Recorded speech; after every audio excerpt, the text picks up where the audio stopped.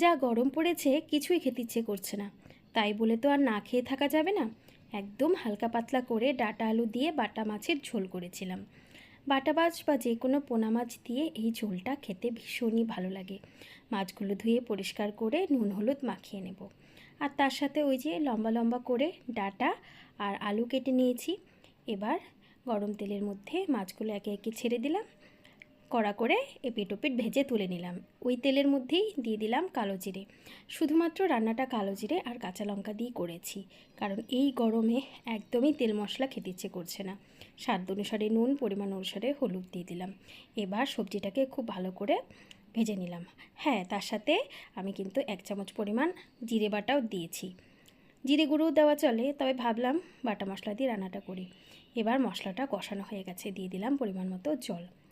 ঝোলটা যখন ফুটে উঠবে একে একে ভেজে রাখা মাছগুলো এর মধ্যে দিয়ে দেব। গরম পড়ুক আর যাই হোক না কেন, বাঙালির পাতে মাছের ঝোল ছাড়া একদমই চলে না। তাই এরকম হালকা পাতলা মাছের ঝোল কিন্তু পেটের জন্যও ভালো আর দুর্দান্ত লাগে খেতে। ঝোলটা ফুটে উঠেছে, মাছগুলো দেওয়ার পরে কাঁচা লঙ্কাটাও দিয়ে দিলাম।